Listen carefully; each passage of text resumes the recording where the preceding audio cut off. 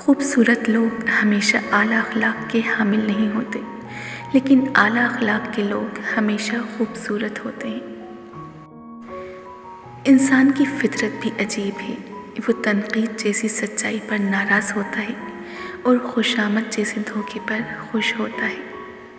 اللہ سے ہمیشہ وہ طلب کیا کرو جو تمہارے حق میں بہتر ہو، نہ کہ وہ جو تم چاہتے ہو۔ ہو سکتا ہے تمہاری چاہت بہت کم ہو اور تمہارا حق بہت زیادہ ہو۔ لوگوں کے محل دیکھ کر اپنے آپ کو غریب مت سمجھو، کیونکہ امیر اور غریب کی قبر ایک جیسی ہوتی ہے۔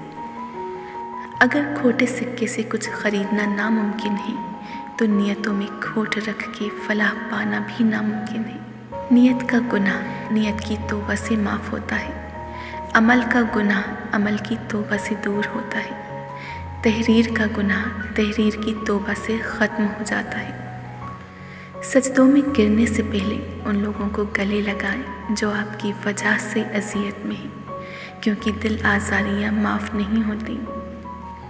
غم کی ایک بڑی خوبی ہے کہ یہ انسان کو نرم بنا دیتا ہے۔ اگر زندگی میں غم نہ ہو تو انسان پتھر بن جائے۔